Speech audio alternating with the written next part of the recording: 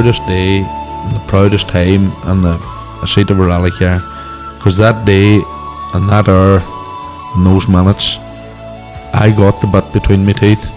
You know, I really stood up and was counted and said, this is not getting away. I remember when we pulled on our helmets and Donald says to me, what are we doing? I said, we're going for gold, Barrett. That's all we said. I can still picture that run. That was just the best run ever.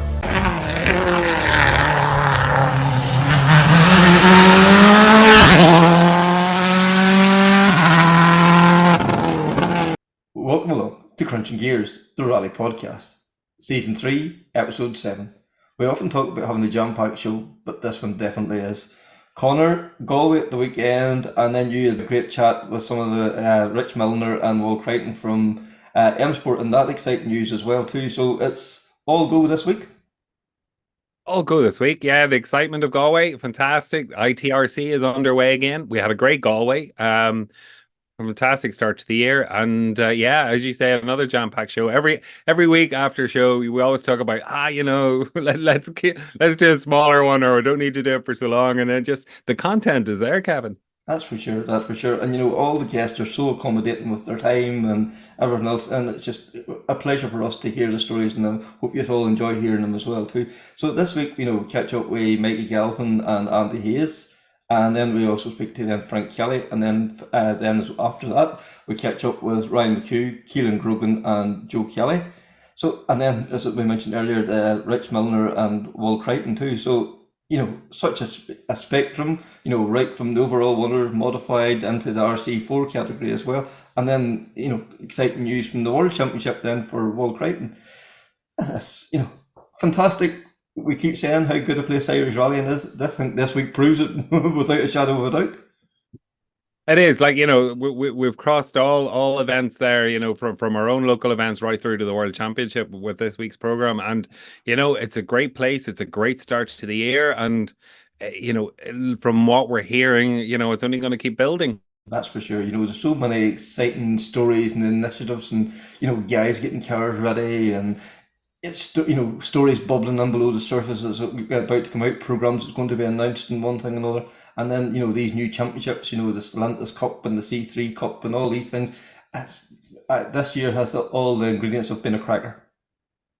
It does. And then when you look at the lineup, look at the entry list we had for Galway, look at the top 5 finish, you know, the combination of cars, and, you know, the Fiesta back in the mix again. We've 2 BRC champions taking part in the Irish Tarmac Championship this year. Like, it really is, you know, it's going to be a great year. That's for sure. Anyway, without further ado, I think we'll hear from Mikie and Andy to start with. So, Galway at the weekend. Mikie, back to the Irish Tarmac Championship and coming back with a win. You'd had to be very happy with the result on Sunday. Yeah, it was super. Yeah, it has been a while actually. It's been 8 years. Yeah, 8 full years until this weekend, until it was actually me and Keith's first rally together. We'd only met the week before, and we went to Galway, and there was a few S12Bs hanging around that time, so they were beating us. But we had a good result that weekend.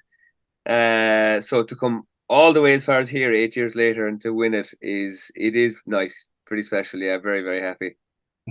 And Andy, like, from your point of view, new car, and you know, the part of this new C3 Cup and all, you have to be positive enough coming away with third. You know, acclimatising to the new car, just getting everything settled and getting back up to the pace again. Yeah, well, we're progressing well. We were first 2 years ago. We were second last year. We're third this year. So next year should be a great year. No, it's nice to have the collection of all 3 trophies. It's just the wrong way around at this stage. First and third. Sorry about that. Yeah, look, we kind of knew it was going to be a tough ask, the first day in the car and all that. So, look at, I suppose, it's always going to be hard to beat the lads Callum and Keith and Matt as well. Everyone really, if everything's going your way, but especially with a new car and that kind of thing. Then we're just unlucky with a tyre choice on Saturday as well. Then so that didn't help matters either. So look at all in all, kind of, I suppose we got something out of it in the end. So not too unhappy. Yeah, and like myself and Mike, we were speaking there before we come on air. Like the crowds that were about in Galway, like we haven't seen that in years. Like there's a real anticipation building this year. Yeah, definitely. Yeah. It felt just with the crowds on the ditches and that kind of stuff. It felt like, I don't know, 20 years ago again or something like that. I wasn't around back then, but I remember seeing the videos and stuff, and it just felt like a big buzz around. And even in Ayr Square there on Friday night, it just felt like there was a bit of anticipation and like I say, and a bit of a buzz around. And the likes of Keith and that kind of bring that, the big names, the four British championships and that kind of stuff. Mhm. So it's brilliant to see all that kind of coming back again, and a buzz around the whole thing, and a buzz around the Tarmac Championship as well. And fair play to the lads at Citroen Race and Rally for putting on the prize money as well for Citroens, like so. All that leads into kind of to build up a big event out of it. Yeah, because that is so positive between the Citroen C3 Cup and and the Stellantis Cup now starting up in West Cork for the RC4 guys coming as well. Like there, to see manufacturers involved in rallying, that was always something we've seen, in the World Championship or maybe the BRC. But to have it here at home now that's something to be really celebrated. Absolutely, yeah. It's brilliant to see the companies come on board and go with it. Like I know like it's obviously it's not cheap to go rallying, but anything like that helps get people out, and it helps build interest as well. And helps entice people to come out and bring out the cars and do the events. So the more the merrier, I say. And fair play for the lads that actually put it together. It's no small thing to get that amount of money across the course of the season, put it together and have it there available. So well done to Raymond and all the guys in the background there. Yeah, and Mikey, from your point of view, new car, new season, new car as well. Like this time last year, you told somebody you were going to the Fiesta, they would have nearly been sniggering at you. But it turns out the Fiesta is a potent package now. Yeah, it seems to be it. I'd imagine Adrian Framo developed that car further last year, in the BRC and stuff like that, and Keith made the decision to go for a Citroen. I think he was looking at a couple of different cars, Citroen being one, I'd say, but it ended up being the Fiesta. And it was news to me in the last couple of weeks too. So yeah, the Fiesta arrived only this week, and it was all very, very new. He had one bit of a test, and I hadn't set into that car until Saturday morning in Park Ferme, so it was very, very new. We had a hiccup Friday night where my seat didn't actually fit. It doesn't say much for me, but the seat it was obviously a custom seat for somebody else, and I actually couldn't fit into the car. So thanks to David Moynihan at Ears, he had a seat luckily, and he got a seat into it. So I actually didn't sit into that car till Saturday morning, and trying to get belts fitted up, and yeah, it was very new. I was looking for, I said, where's the button for my map light? It was dark, everything was mayhem. But yeah, we got going anyway. We got going after a while. Yeah, and going into that first stage, like the 2 years, that's been like 8 months since you just last competed. Like, was Pretty there much, yeah. nerves? Was there trepidation there before even the countdown starts? I suppose there's always a little bit of nerves, but that's healthy too. But we were looking forward to it. We had a good recce, and we had a lot of work put into the notes and video work and stuff. And we were excited to go. Keith knew that the car was good, and he felt the tires were good, and the whole package seemed to be firing, and obviously it was. And that's kind of the way the whole weekend went. I've been saying to everyone, it was just a flawless weekend. Everything just clicked, and it worked. And it becomes not easy, but easier than when there's always something happening in a rally. And we'd always be joking like, why is there always something? But this weekend there kind of wasn't that something, and here we are. And So we'll take it. Do you feel that quite quickly into the first stage? This is good. This feels right. It felt good. Keith would always maybe doubt himself a little bit, or kind of downgrade it. He came out of the first stage. He was like, I don't know, it was a bit safe. I was like, no, it felt quite good, and the time was good. And then the second one, he was like, I think that was too safe again, and it was also good. So we were like, oh, maybe this safe kind of feeling. It was a very precise kind of style of driving the weekend, which it had to be because of the way the terrain is there. But it just seemed to be enough all the time, and we just kept going. Obviously, there was a couple of stages where he had to go that extra bit. We were actually using wet tires all day Saturday, even up until it got dry. We were using the same 4 wet Pirellis all day. So when it really dried up in the last loop, all right, and he had to really go to town on the wets, and we were moving around a lot. But other than that, it was just very, very precise driving, and it paid off. Yeah, I think, Andy, it was very strange conditions. Like most of the rain on Saturday, it fell overnight, but the roads were getting greasier and greasier nearly as the day went on. Yeah, it was a strange kind of surface up there. Like when I suppose when it really rains heavy, it seems to wash off, and there's actually a decent enough bit of grip. But then when in a way, it kind of as it dries out, it kind of gets slimy or something. Nearly gets worse until it gets fully dry, and then it's good again. So it's mixed all the way through, and what you'll find is you go down a section of it of a stage flat out, and everything's perfect, and then suddenly you get into a junction, and it's like a bottle, like so. Very hard to judge it. And you can see all the marks and the ditches then where people have chanced their arm and not got away with it. Like so, it's one of those rallies where the last thing you want to do is start a year and put in the ditch, and you're starting the year on the back foot. But then at the same time, then you're conscious that you don't want to kind of get bet the first day either. So it's hard to kind of tread that line, if you know what I mean, between getting it home and putting in a decent result. It maybe once you get to like Donegal and stuff, maybe it's a little bit simpler, if you know what I mean. It's just flat out and as simple as that. You go as hard as you can from the word go and hope for the best. Whereas in Galway, you're trying to maybe play a game and be somewhat safe if you can, you know. Because I suppose the last thing you want is to be going away with no points, and then you feel you're chasing your tail for the rest of the year almost. Yeah. Yeah, exactly. Well, you've only got 2 drop rounds for the year out of 7 rallies. So if you go to Galway and you win it straight away, it just puts up a bit more pressure the rest of the year. Then you have 6 rallies, and you have to get 5 good results out of the 6. Like so, look at it for us. I suppose third is not the best result in the world in terms of points and that kind of thing, but it's something anyway, at least, and it's 2 days rally in the new car, which was kind of a big thing. And the choice was obviously there, maybe to take the Hyundai instead. When we knew that car. But I suppose the feeling was you're better off just going with the new car now and getting 2 days in it and going with it, like so. That's one big thing we did get out of the weekend. If we didn't get that many points, at least we got 2 days experience in the car anyway. Mm-hmm. Yeah, and like Mikie, returning to the Tarmac Championship, been away from it for a few years. Like, was it nice to be back home, closer to home again? Sorry, I'm a bit cut up tonight.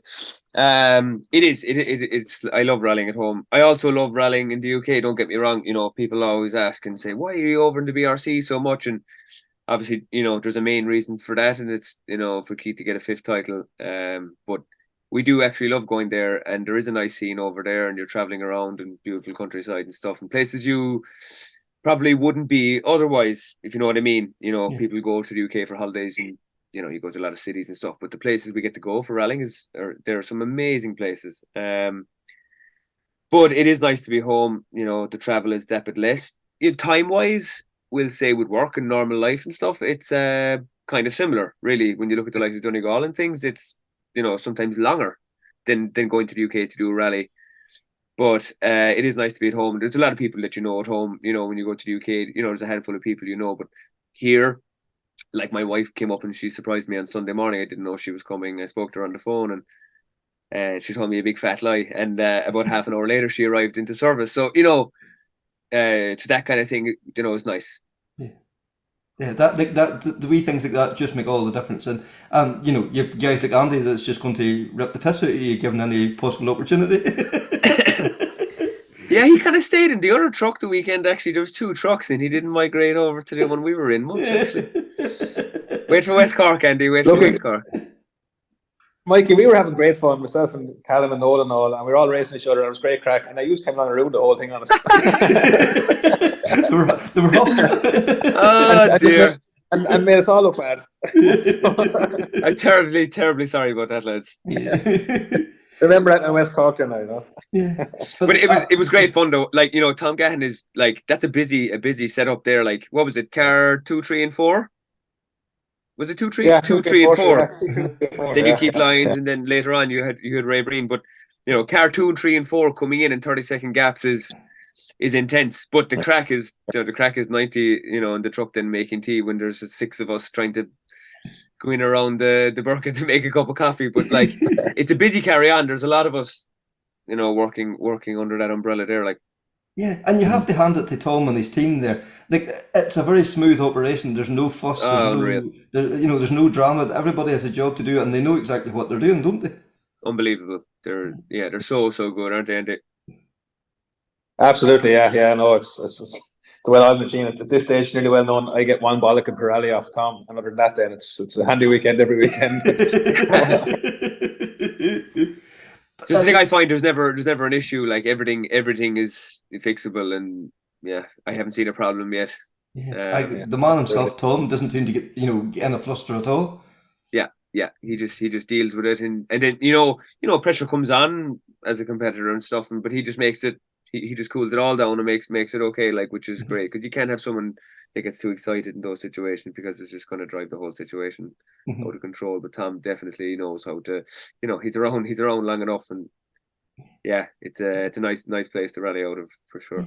And the three different makes of cars there too. Like, it must be a head rake for him. Like, what settings for this and what settings for the information he must carry about with him. It must be like a head melter come night time. Yeah, I don't know how he does it. Like it's funny. I remember being on the phone to you, or not, on this podcast. Was it 2 years ago? The weekend we won Galway 2 years ago. Yeah, and the Hyundai, he was just after kind of getting that sorted back then, and that was the first Hyundai he had in the workshop. And he just learned whatever he had to learn about it, and brought it from a position where when we got it, we couldn't do anything with it really. Then to suddenly, we won the Tarmac Championship, and Josh won the National that year as well. And now I suppose that's the one thing gives us confidence really, that you feel like you're a little bit back in the same position again. It's a brand new car again. You have to try and figure it out again for Irish tarmac and all the rest, and the bumps and everything else that goes with it. But you kind of be saying, well, look at exactly as Mike said. Tom takes it on his stride. Doesn't get worked up about it, and you're just fairly sure that the car got better all weekend. We'll probably do a test in a couple of weeks' time. It'll be better again there, I'm sure, and then we'll go to West Cork, and I'm sure it'll be better again. So that's the one good thing about the whole thing, that you have that confidence in Tom, like, that things will definitely get better, like. And like, we go back to Galway, like right from the get go on Saturday, like, yes, the pace at the front, but right throughout the top 10, we keep saying about the strength and depth and numbers. Like, if you had an issue at all, you dropped from second or third, you were 7th or 8th. Like that, just and that continued right through the weekend. Like Desi Henry was coming at you there on Sunday morning, and like it was tenths of seconds, like 1/10, 2/10. Then you were taking 2/10 back off him. Like that must be epic rallying, like, to be involved in that there. Yeah, it's amazing. Like, we were obviously at the start, we were looking obviously at Keith and Matt and Callum, and then suddenly it looked like Keith was getting away from us, so we were kind of looking at Callum. Then suddenly he leapfrogged us on Saturday afternoon. So then you go out Sunday morning thinking, okay, right, can we jump Callum back? Next minute, Desi Henry is right behind us. He's 2 seconds off us, and you're kind of saying, geez, better stay ahead of Desi now. And it was the same there with Desi at the end. Then he had a small mistake on the last stage, and he shouldn't. It suddenly went from trying to be third, and I think it was his sixth in the end, fifth or sixth in the end. So yeah, sixth I think he was in the end. So it's amazing how quick, exactly you said, a small mistake just brings it back so far.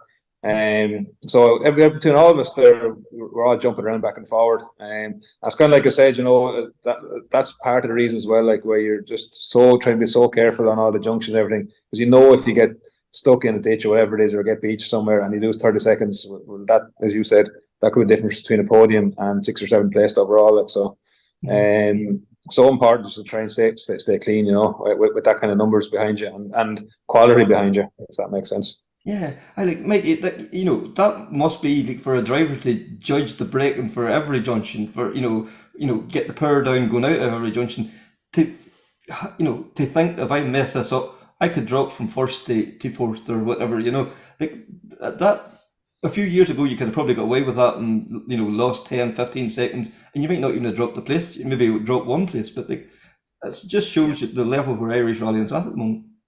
Yeah, just a couple of topics on that. You actually took the words out of my mouth. The braking was the big fear, because, as Andy was saying earlier about the surface, that it's this like kind of mashed in clay surface that comes even when it gets dry, that clay stuff is still left, and it is like glass. That's what we would call it in a place like that. It is absolute glass.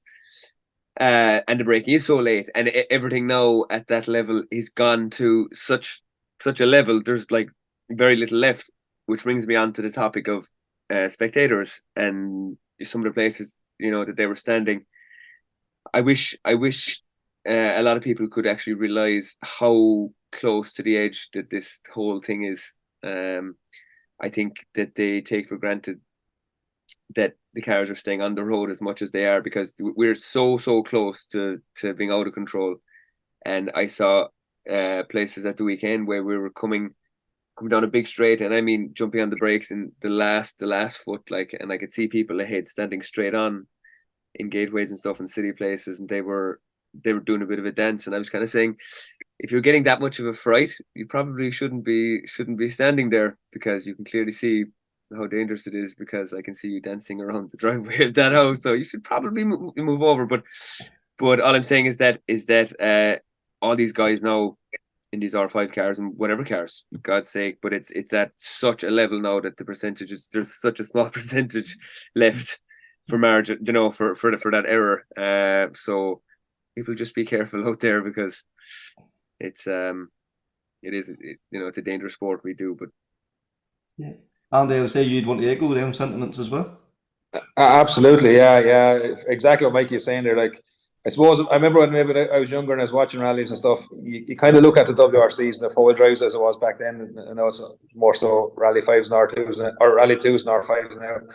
But you look at them and you kind of presume that they're on rails, and you kind of presume that they're not going to go off. And maybe you might think, oh, an S car, because it moves more, might be more chances of going off, whatever. But exactly as Mikey said, all these cars are on the edge. And it's exactly as Mikey said, you nearly wish sometimes people could get a spin out of these cars and realise how close you are to not getting stopped. And sometimes, and all the things that could go wrong, and there's so many different things that could go wrong in terms of, it could be mechanical failure, it could be an issue with tires, whatever it is, blowout, whatever it might be, brake line failure. It could be a late note from the navigator. It could be just kind of a bit too much speed. It could be a bad bump. It could be anything really that would just set the car off. And once these yokes get away from you 100 mile an hour, like, it's just, there's very little chance of getting them back again, So, and be it an R5 car, Rally 2 car, an S car, front wheel drive, whatever it might be, like, I mean, a lot of these lads are right on the edge. So I suppose, unfortunately, the problem with it is the people who realise that are the people maybe sometimes that don't get a second chance, if you know what I mean. And that's the unfortunate reality of the thing. So it's not until something goes wrong and you're in that position that you realise, Christ, I shouldn't be in this position, and it's all too late then. So exactly as Mikey said, I just if there's anyone listening, in terms of watching rallies and that, just have a think about it and realise that these things can go anywhere. And it's funny, you kind of assume the driver's in control and everything else, and nothing's going to go wrong. But say over us, particularly like the jumps and that kind of stuff and bumpy stuff and all the rest, if the car gets away, it could go any direction. So there's no point in assuming it's going to go, keep going to go the direction it's in. It could go anywhere. And you see the clips online yourself of cars nearly getting out of control, and people being just too close to where the cars are. So exactly as Mike said, you just ask people to be careful about it. And listen to the marshals and the officials, they have the experience, they have the knowledge. Listen, they're not doing it to spoil your day's fun. No, absolutely. And look, it's not a nice thing to be talking about or to be thinking about, but if something goes wrong and you end up wherever, it's one thing ending up in the car yourself and you hurt yourself, but it's a whole different ballgame if you get out of the car and there's a spectator there, and they're hurt too. So no one wants to get out and look at a spectator on the ground after being hurt. So it's funny, and when you talk to the lads, the drivers and stuff, a lot of time that's what's going through their mind more so than themselves, if you know what I mean. Because you can live with the idea that if this goes wrong and we hit something, I could get hurt here, but it's very hard to live with the idea that I could go into a crowd of people. No one that. Yeah, and as you say, like when you're in the car, you've kind of signed up for this, but for the casual spectator, yeah, just do as you're told, basically, and that's the takeaway from that. Exactly. Yeah. We're there kind of at a choice, and we're with the driver that we know we're with, and we trust them, and you're taking a calculated risk, if you know what I mean. And you have everything around you, of course. You have what's called, you're strapped in, belts, roll cage, helmets, the whole lot. If you're standing in a field and a car comes into it and comes at you, like you've nothing. So that's. And people think maybe that you might jump out of the way in time. You absolutely won't jump out of something coming at you 100 miles an hour. You'll freeze. And that's unfortunately the reality. Yeah, because like once a car starts rolling or something, there's no rhyme or reason to the direction of travel. Yeah, for sure. We had a big accident last year in Wales on a tarmac rally. Just all of a sudden, we were in control, and the next thing we were barrel rolling down the road, head over heels. There was actually nobody even there, luckily, but we were rolling on ditches and roads and driveways, and it was a big mess. But the whole thing has gone to a place where, as everyone can see, it has gone really, really fast. I don't know, is it a combination of different things, obviously technology and whatever else, but the tires have gone to a place as well, the grip. Myself and Keith have spoken about it there recently, and we're saying how has it gone so fast? Whatever about we'll say the Rally 1 cars with the downforce and whatever, we don't have as much of it, but I guess even the modified cars, we all share one thing in common, and I suppose it's the tires that have become now. Keith's uncle Dennis is funny. He always talks about, in the old days, you were you were flying because you were going to the maximum of what you had. You could be doing 60, 70, 80 miles an hour and you're absolutely flying, but the tires were only keeping you on the road. You felt that the speed was way more than it actually was, but now it's gone to a place where there's probably more left in all those cars. Again, they're just incredibly fast. I mean, I'm looking at clips of all of us there from the weekend, and you're going, Jesus, did that actually happen? Were we actually in that car? Like, it's absolutely terrifying to look at. But the grip and the speed that's possible is just obscene. But as Andy said, one small breakaway, one bit of gravel, one bit of, like the weekend, that one bit of muck, there's nothing much left to kind of correct it. It's just gone. And then, just gone could mean a number of different things. It's kind of a scary thought, really. But, also it's not really fair to the competitor to really have to think about that. I know the stage isn't a racetrack, but it's the closest thing we have to a racetrack. So we should be able to treat it like a racetrack and not have to go, there's the crowd of people there, and I have to break that bit earlier because there's, that's not exactly fair either on anyone. So, like Mikie, you talk about the speed you guys are going at, and this is the Rally 2 cars. Like the Rally 1 cars in the World Championship, like we see the videos online and all that. They must be absolute rocket ships. Like the likes of Aaron Johnson and these guys sitting in them. Like that must be another level again. It has to be absolutely incredible. And the person who gave me a real insight of what those cars were like was Craig Breen. Actually, we were doing recce for Wexford, and I had to draw all of that information out of him that weekend to be like, what's it like in those cars, whatever. And he's like, it is just ridiculous. And the most ridiculous thing is the thing that stuck in my head out of that weekend that he told me was like, the faster you go, the more grip you have. And I know that's common knowledge, whatever, but like, he's like, just think about that for a second. He's like, if I take this corner in 4th gear, I have X grip. But if I take it in 5th gear, you have even better grip. And it's like, what? Like, what? It's insane. So yeah, I can only imagine. I don't know. And you were in a 17 car, Andy, weren't you? I was in the 7. I never got the Rally 1 car. I was in the 17 car with Craig. We did a pre-event test in Finland and the pre-event test in Germany, I think it was, a couple of other bits and pieces. But yeah, awesome stuff altogether. Like, I just remember doing Finland and stuck my head down at the start of the 7-kilometer stage and lifted it at the end of it anyway. And we did that all morning, whatever, back and forward. And it was in the afternoon then, and Craig said, "Here, look at it." He said, I know the road at this stage, Andy, so there's no need to call notes anymore. If you want to just look out the window and enjoy the view. I said, yeah, that's fine anyway. I'd say I got around half a kilometre. I just said, I'm not looking at there anymore anyway. Really? Stood the head back down. It is terrible though, isn't it? It is, when you're not calling notes, it is terrifying. Terrifying. You've nothing to focus on. Yeah, exactly. Yeah, you just look at the window and go, sure, why would I want to look at this? Like, this Oh my God. It shows you how insane you are. He's probably off the ground more than on the ground. Yeah. And then going back to Galway, like Mikey, like on Sunday morning, you just got the head down and opened up a good gap again. Like, was there more there, or just a comfortable feeling in the car, or was that a real push on again? We went out and we had a decent push in the morning. Like, it was probably for the first time since Saturday morning, we had the perfect tire on again. I mean, the weather was way off as far as I understand. It was supposed to be drying up, and even checking the phone there Sunday morning, Saturday night, it was showing wind and kind of dryish, but it was absolutely pouring rain on Sunday.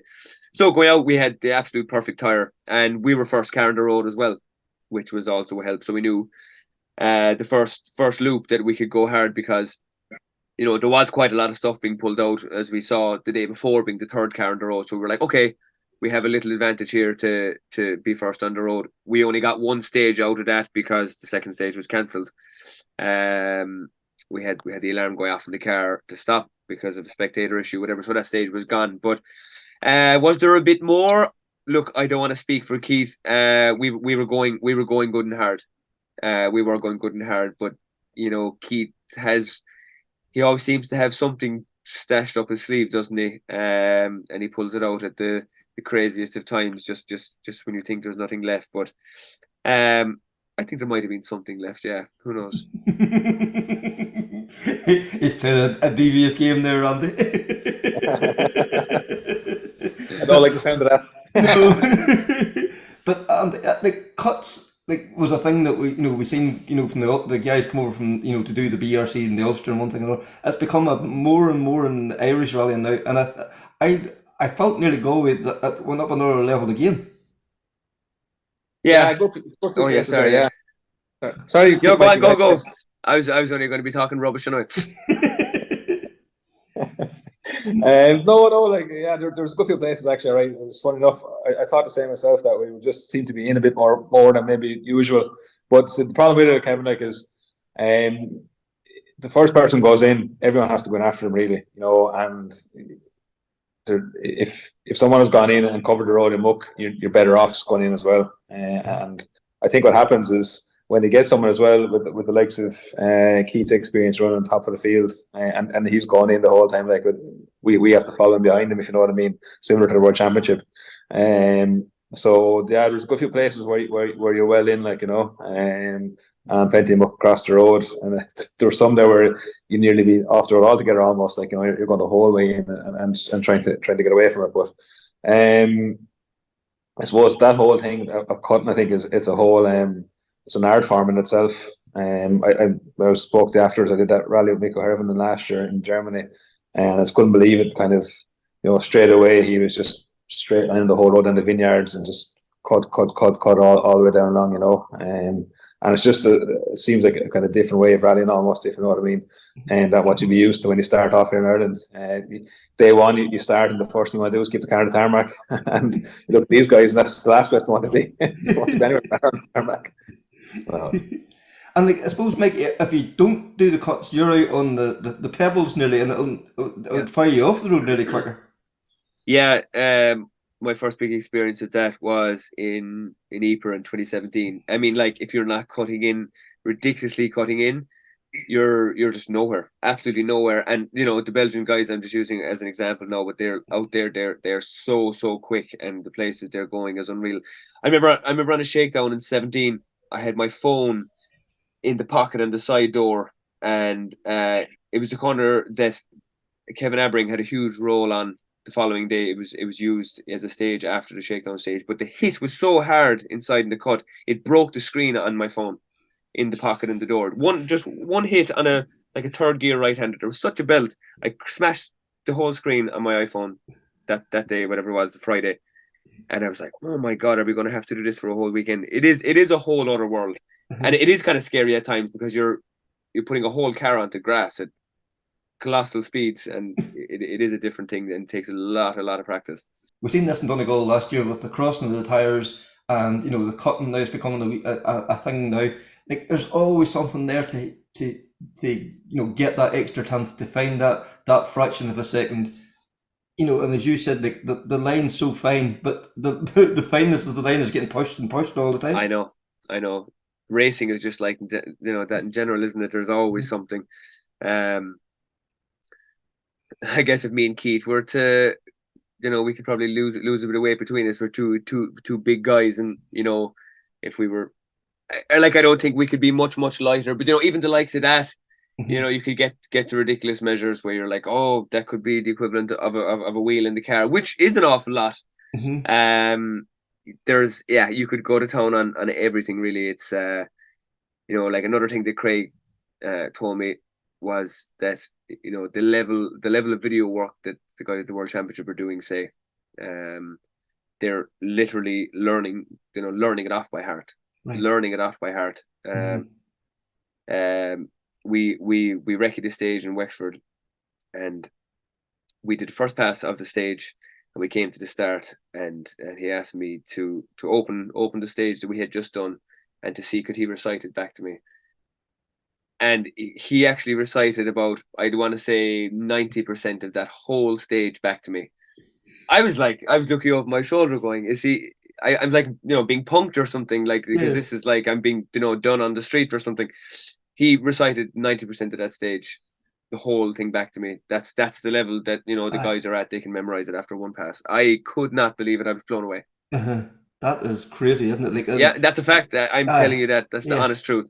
Yeah, and that's probably, we even see that now at home too. Like looking at the phone now between stages, going through the stages. Like the level of professionalism here is every year ratcheting up, and great to see that our guys are. We feel now like you like yourselves there. You just can go to the BRC and be winners, and like the World Creighton and these guys going on to the world stage and being winners there. Irish rallying is as good as anywhere. It is. Irish rallying is way up there.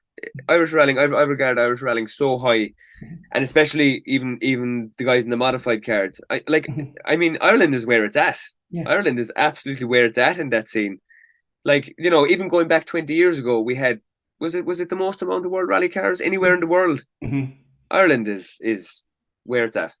And we were just saying there, like, with the crossing the tires and all, and now the cuts and like even the DVD work and all. It's every year there's just like always trying to find that the fraction of a second, and that's just getting pushed further and further. But it proves that Irish rallying is as good as anywhere in the world. Yeah, I think so. Anyway, I think the pace is as good here as anything I've seen elsewhere. Anyway, not that I've done a massive amount of high level rallying around the world, but. Did a couple of rallies in Belgium, Italy, France, Germany, around there. And I think the pace here is as good as you'll see anywhere. Definitely the way the lads are approaching it now. All the lads, the likes of Keith and Calvin and Josh and everyone, and Sam and everyone's gone so professional about it. Gone are the days of doing a couple of passes of recce, getting a few pints, and up in the morning and on you go. As you said, it's all about DVD work. It's all about the recce, and then on the day, then it's all about tire choice. It's about lines, it's about cuts, all that type of stuff. And trying to get all that together, and then of course, then it's about the car. It's about the team behind the car, like Thomas we spoke about earlier, and all that. So it takes so much to get to the level now, compared to I think maybe where it would have been maybe a number of years ago. It was a bit more about just jump in and go. I think that element is gone now. But that said, I think Mikie mentioned earlier on, the one thing that is there is I think that level of bravery that it takes now from the drivers, and you see it in the top level. Sometimes when you're sitting there, you can't believe that they just chanced what they did, if you know what I mean. Like you're coming down someplace, and Michael remembered some of the spots at the weekend, like where you're coming down along flat out on the limiter, and you're coming to bends, you're thinking it's probably flat, it might be, it might not be, and the lads are hesitating and they're just straight around it, like. And I think the likes of Keith, again, as I said earlier on, like brings another level to that as well, and Matt is no different as well, coming over. fresh blood bringing into the championship, I think raises the whole thing another level. And then people have to say, okay, we'll have to take the next level of chance again now and see how that goes and see if we make that work.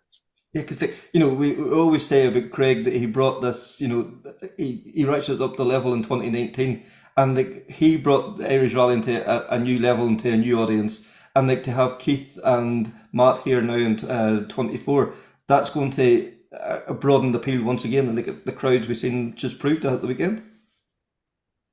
Absolutely, yeah. I mean, all these names make a big difference. So as I said earlier on, it makes it exciting. I'm sure what will happen later on the year is the first of the Toyotas, Rally 2 cars will probably land on, and maybe some of the new Skodas, and that'll add another kind of dimension to it again, and people get to see those. But it's exactly like you said, it's the likes of Craig coming in 19, it's the likes of Keith coming, the likes of Matt coming. That's what makes the championship really, and it kind of just reminds you of those days going back 20 years ago when Jimmy McRae and the likes of those guys used to come over here and race in Circuit Verde and that kind of stuff. So it's great to see, those big names coming. Yeah, and the big names are our home names as well too, which is we're not reliant on the stars coming from overseas. Our guys is as good as anybody. Yeah, well, that's the brilliant thing about it, that we're able to give them a race. So, like when Craig came, like he would have said himself, he got a good race. Like I know he won the championship in the end, but he absolutely he always said that he got a good race there, and I suppose that's the plan for us this year. It's not going to be easy to beat Keith or Matt for that matter, but we certainly won't go down without a fight anyway, and we'll try and push him on. But anyway, I don't like to give Mikie anything too easy, I won't give him a compliment anyway. So, and Mike, maybe we'll start wrapping up then with yourself, to finally roll over the finish line. You're the winners. You spray the champagne, and that's just back Irish rallying, and was that as sweet as any of the other victories in the BRC or anywhere else? Yeah, it was, because I've been obsessed with rallying since I was a little kid. I think I was at my first rally when I was 7 or 8 months old, as a tiny little baby. But as Andy said there, Andy's showing our age. No, 20 years ago, Andy, we were watching S10s. This is about 40 years ago since Jimmy came. But isn't that an absolutely frightening thing? Like, I can remember being up here. I was up in Galway, watching my first Galway in 06, and I remember McGarty was there in the silver S11 and Donnelly in the Corolla. To think that that's 20 years ago almost now is just absolutely terrifying. Really and truly. How do you think I feel? I remember Jimmy McRae in the silver Chevettes. It's like, by the way, the silver's funny. I was rallying with Jimmy McRae myself. But yeah, this is going to be a golden era. We talk about the world cars and Donnelly and the Corolla and one thing and another. There was maybe 2 or 3 guys there that that there was a good race, and then there was a gap to the rest. This now at the minute there is these 8 or 10 guys that are going to be nip and tuck. We talked earlier, if you had a spin or anything, you drop 3 or 4 places. This is in 10 years, 20 years time, we're going to be looking back going, do you remember them? Back in the 20s, that was the time. Yeah, hopefully, yeah. Because I didn't even answer your question just there a second ago, but yeah, it was awfully special because of all those times looking at them, and to be on the ramp the other day after winning the Galway Rally. It wasn't, we'll say in 16 we were second overall, but we won the championship. But we did actually win the rally. But to win the rally the other day was kind of special. Going, wow, I've been watching this my whole life as a kid, dreaming of this. And I was like, here we are now. So yeah, it was amazing, yeah. And hopefully it would be a golden era. Yeah, for sure. And then, next in the plans in West Cork for yourselves, Andy? I'm over to Riponia next weekend with Barry McKenna in the BDA. Josh will go to Mayo then with Keith International, first round international, and then the two of us will go to West Cork then, obviously for second round of the championship. So look, it'll do no harm for Josh to get another day in the car in Mayo, and hopefully make another 2 changes there, and get more used to it again, get more settled into it again, and then try and give the boys a race in Matchpal in West Cork. in the meantime, I'm going over to Raponia to see what these BDAs are all about. Never been in one, so I'm looking forward to that actually, to see what that's like. And sure, with Barry anyway, it'll be exciting anyway. It always is with Barry. So that's for sure. And Mikie, then to finish up with yourself, you were going into Galway, sort of like a unknown almost, how they're going to settle into the new car. Everybody knows now what you have. There's going to be a target in the back then, does that phase you or, bring it on? I know, I think that's a healthy thing. You need that going to any championship, any rally, whatever. West Cork, we had a great run in West Cork all that time ago. Keith likes West Cork, so at the moment we're heading for West Cork, and we'll be heading for the circuit. We'll be heading for Clarny, hopefully all going well. But no, we're up for a challenge in West Cork. Yeah, happy days. Huge thank you to Mikie and Andy there, like two of our podium winners from the Galway. Fantastic. And Kevin, you also got a chance to catch up with Frank Kelly. Very happy and very tired. I were over the moon. Definitely didn't expect it. Heading to Galway. A lot of people don't realise it's the first time I've done Galway International. As I kept saying over the weekend, I've always thought it wasn't a really good idea to go to Galway in February. I mean, what would you be doing in Galway in February? All the stone walls and one thing and another. But no, we decided to register for the Tarmac Championship. Haven't really done a championship in 10 years, and thought maybe we'll do one championship before it's too late. And the way things worked out this year, after what I did in the Circuit of Ireland last year, thought that's me in the Circuit of Ireland finished. Just have no luck in the Circuit of Ireland. Leave it, never do it again, and you'll be a happy man. And then just before Christmas, a road closing order came on my road. So the stage is one of the stages is going past my little gate posts. And I can't let that rally happen and me not be in it. I can't sit watching people rallying around my road. So we decided, right, well, all right, Lauren says we're doing the Circuit of Ireland. I says, we're not going to let them rally past the house and not do it. And then she says, well, hopefully West Cork, hopefully do Donegal. Cork 20 was probably one of the best rallies we did last year. We would do it again. And she says, well, why don't we go to Galway and start that and do that championship? So Sean Hayden's now the manager of the Irish Tarmac Championship, or the coordinator, or whatever you want to call it. So he's a good buddy of mine, and I got in touch with him and told me where to register and all that kind of crap. So we did that over Christmas and committed to it. So Galway was the first step in the door for it, and what a baptism. Yeah, as you say, you'd never done Galway before, but it has it's unique to the championship. That it's completely different from every other rally. As you say, the stone walls, the greasy conditions. But what an event the club put on. Hey, I don't mean this in a bad way, but I had I'd really underestimated how big a rally the Galway International is. There was a Donegal atmosphere about it. There's crowds of spectators in shitty February weather, and the amount of cars parked down the street, the roads, the amount of stuff outside the service area, the fantastic tarmac service area we had. I was blown away. I was thinking, Jesus, this has been happening for all the years I've been rallying. I didn't know about it. So it just goes to show you think you know it all. But no, going down the road, we thought there wasn't a massive modified entry in the rally total, probably because it's more of a four-wheel drive carrying or weather. But what was there was quality, and I thought, if we box clever, we could maybe get a top 5 here. Maybe if there's a few retirements, we'll maybe get a top 3. Just if we box clever. And it felt good from the word get-go. We went with Cooper softs on the back and a wet tyre in the front with an intercut on it, a wet compound with an intercut on it. And car felt great, even though the road was very muddy and it got caked as this rally went on. But, I was getting more grip than my eyes was telling me I was going to get.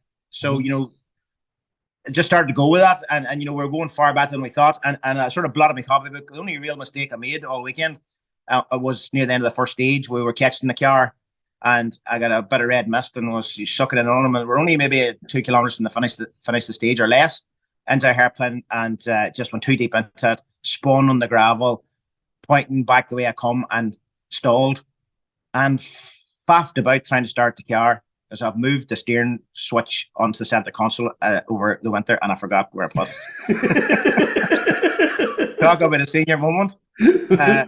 fluffered about, well, why is it not on the steering wheel anymore? Oh, Jesus, I put it down there. So I probably cost myself 8 to 10 seconds, which would have put us, in around the top 3 times. And I thought, hey, that was going to be all right. Maybe we will be all right here. And stage 2, unfortunately, we weren't far into it. It was stopped with a blockage. But then after that, we really get into a rhythm. We seemed to have the right tyres on at the right time.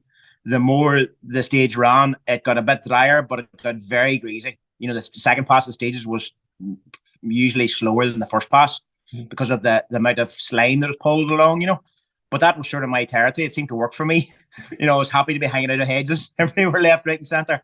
And it seemed to work, and we just kept going with it. I was having a ball, and the times were decent. And obviously, Mark Alcorn had the problem 2 stages from the end, or second last stage on Saturday. And there we are, fighting Rodney Walton for the overnight lead, and Connor Murphy and John Cahill. They weren't far behind. I knew they were going to come strong on the next day, but it left us leading overnight, and thought, Jesus, how did this happen? This wasn't part of the deal. This was not part of the It was almost like a throwback to 10 years ago, yourself and Rodney Walton, fighting for the 2-wheel drive. Like, great to see Rodney back as well. It's good not to be the only old boy down there.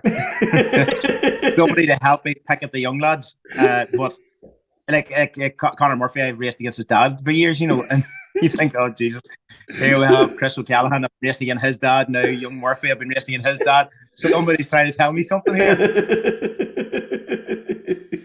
But Sunday morning come, you expected the onslaught from Murphy, and it come, like he put in some stormer in the first stage Sunday morning. Yeah, he did. For starters, we're expecting dry weather.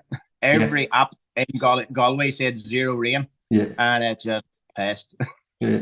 We walked out of the I was going to say the B&B, it was actually just a B because they don't do breakfast anymore. I don't know why they call it the B.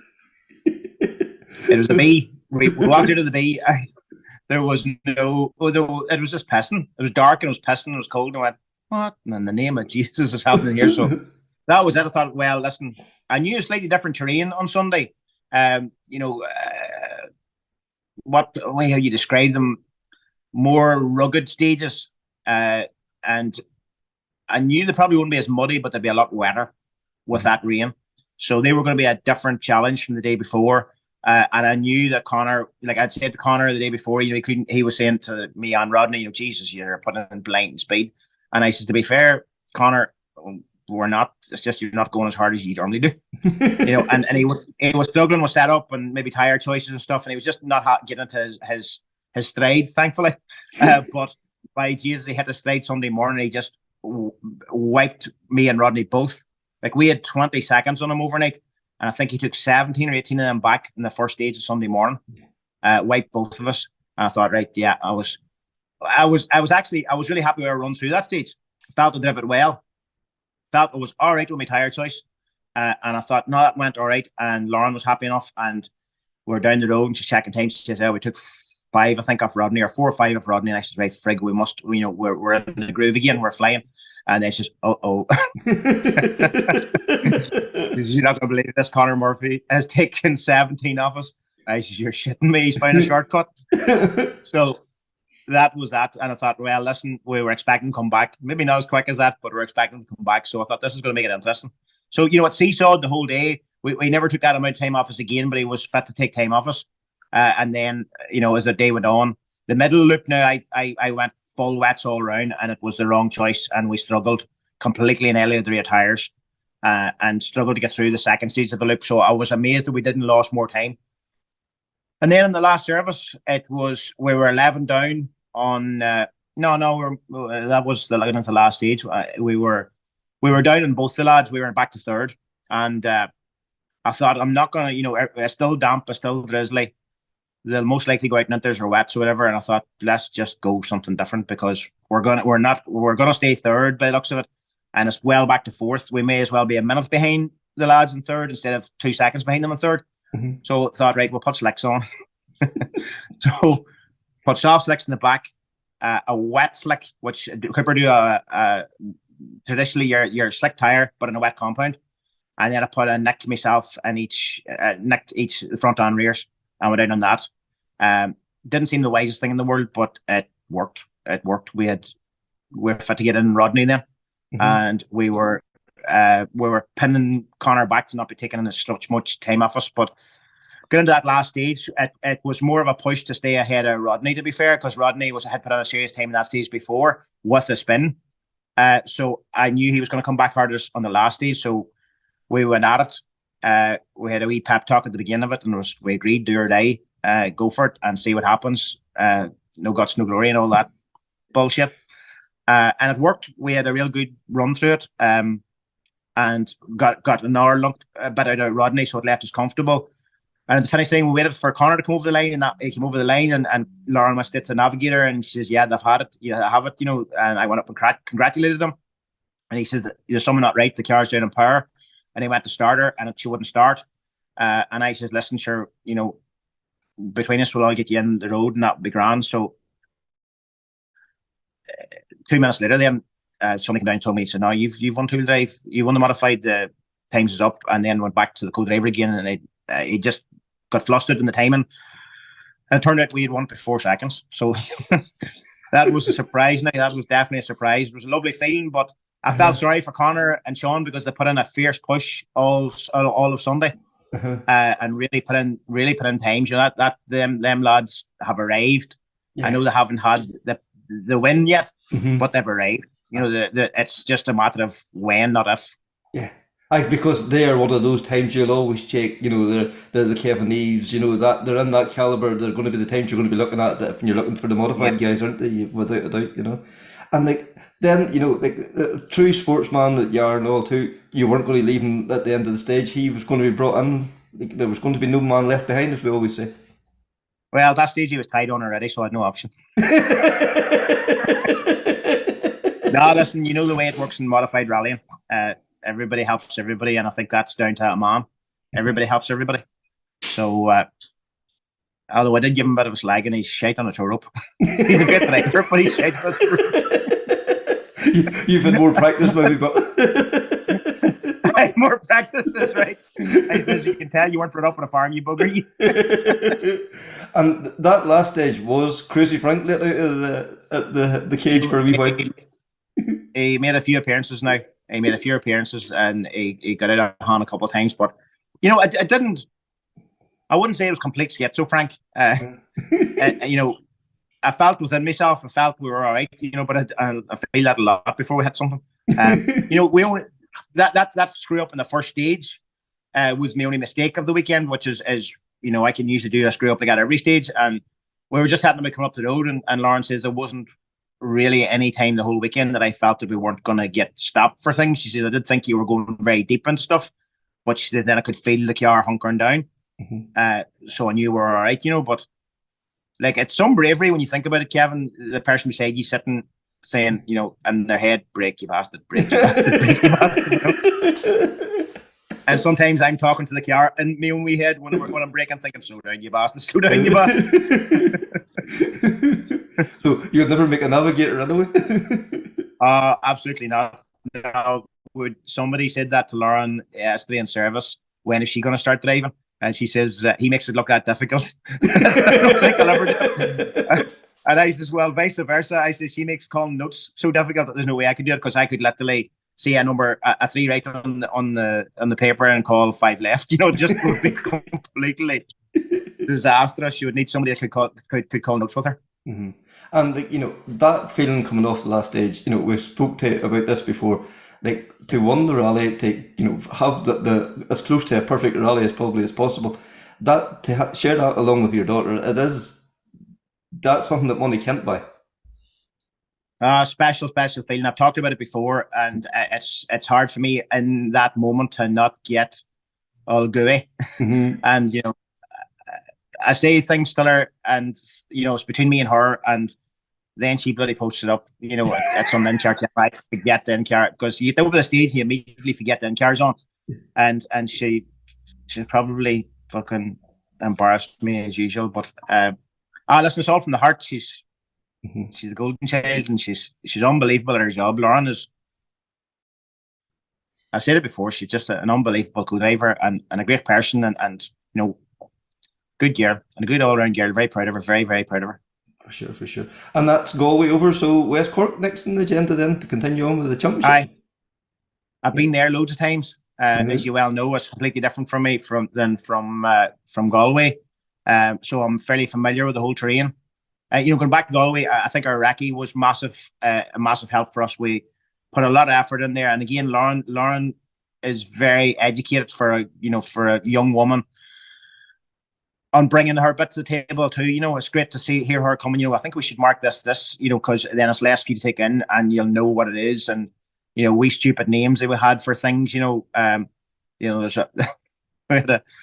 I think it was a 6 left at the horse. And the horse wasn't going to be in the field. The horse wasn't going to be there. No. And she says, "But you'll remember that." And she was right. I remembered that corner where the horse was at, because the horse should have fed off the grass verge, and a straw was dropped on the grass verge on the road for him, but it had spread over the road. So as well as mud, there was straw. It was the ideal corner to crash on. Yes. And I see on videos there's a few guys went off on it. So I think it was the 6 left at the horse, and I knew exactly what she meant. Just the stupid things that she puts in notes for me that she knows that I will identify with or remember. So the recce for Galway just was a massive help, having not been there before. We'll try and use that again in West Cork. Ring is usually traditionally ring, and I love ring. And if it's a dry ring and the right tires, it's just an unbelievable stage. So I'm really looking forward to that. It's going to be 3 days this year, so there'll be a bit of extra effort on the recce too. There's a couple of night stages, which obviously you can't put in landmarks that you would normally put in. You have to go more for a feel than what you can see. So I wouldn't be a massive fan of Rally in the Dark, but then I never really had brilliant lights, to be fair. Probably now that I have good lights, a lot of the bucking eyesight. Rosemary, we'll worry get that carrots in the dinner for the next few weeks. Exactly, but there'll be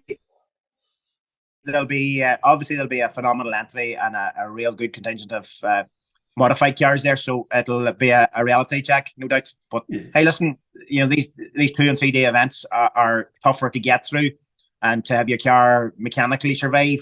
We were very lucky. Tires and fuel, spanner checks, that was it. Gary Fowler from Nemesis Autosport was servicing for us and looking after us. Just in these bigger events, you need somebody help. So the great lad, knows his way around an escort, and was for to keep everything right, and just keeping an eye on stuff you would need to keep an eye on. So it gave me a bit of a chance to cut tires and stuff, and look after what tires we're putting on, and not worry so much about the car. Once again, Frank, he can tell the story. There's no doubt about it. What a brilliant event him and himself and Lauren had. And then I also got a chance to catch up with the RC4 guys. Then it was Ryan McHugh, Keelan, Grogan. What a battle they had. And Joe Kelly too took a fantastic 3rd overall in the RC4 category. Brilliant. So let's hear from the boys. The battle at the front, it was intense in Galway, but it was nowhere near as intense as the battle in the Rally 4 category. Ryan, you come away with the one, but it could have went to anybody at the finish. Yeah, definitely, Kevin. It was tight all weekend. Keelan now took a lot of time out of me in the middle loop on Sunday, but apart from that, it was tenths of seconds, not even seconds. So it was class racing. It was picking off where it started last year nearly. So yeah, I think that's what you want. That that must be an absolute joy to be involved in all that as well. Oh, definitely. It's where you want to be. Everyone's bringing on. I think everyone's got quicker from last year. Everyone had a good run in the class. Ourselves and Keelan, Joe, Kean Caldwell. I was first time really writing a full set of notes last weekend as well. So yeah, it was different now, but it didn't take long to come on to it. It was grand. And Keelan, we seen your pace last year, and as Ryan said there, this drives everybody forward. This pushes you to dig even deeper. Yeah, definitely. It was definitely the most intense weekend racing I ever had. From the word go, I think it was maybe a tenth of a second between us in the first stage. So once I'd seen that, I was I kind of knew where it was going to go, But no, fair play to Ryan. He really pulled it out of the bag on the last 2. But I enjoyed it. It was great. Yeah. Because when it's like that, you can't lift. There's no back off. Every corner you have to attack it. You have to get every corner right. I think that must be intense, but it must be so pleasurable to come off a stage and just feel that you give it all. It is, yeah, and it was tricky, I suppose, in Galway because it was so the conditions were so challenging. Like, it was wet and it was dry and mucky and gravelly, and sometimes all of that in one stage. So that makes it doesn't make it easy, but I suppose when you're on the limit, it's nearly the easiest way to drive. You know what I mean? You're just giving it all. Yeah. And like Joe, like your first time back in the car since the Down Rally, that's what, 6-7 months ago. Like you were back at it and going hard right from the get-go. That must give you good confidence now for the year ahead. Definitely, Kevin. Like we went into thinking like it'll take us a while to bed in here, but came off the first stage and we seen that we weren't a million miles away. Like, so even after the first stage, we knew we were back in the swing of things, and the confidence grew every stage, and everything worked well. We're fairly happy now with the weekend. Like. And like this Rally 4 category, it is going from strength to strength. Like the strength in numbers was fantastic there, and like on Saturday morning, and that continued right through. Like there was a few retirements, but most boys kept going. They might have had issues, but they got back out under Rally 2, and they were pushing to get good seat time and build up confidence in the car as well. Yeah, even like I think it's only two years ago was my first rally in the Peugeot in Galway, like, and I think there might have been only like 3 or 4 of us there in Rally 4 cars, and you look now, there's probably the guts of 10 there, like. It's good to see, and the pace is building all the time, and everybody's getting quicker, and it's really good. Like it's as good a racing as you'll get anywhere. Like. Yeah, because the overall battle, yes, it's fantastic, but this is like tenths of seconds, and it's getting to that. Like, do you feel that you're developing as a driver every time you go out as well?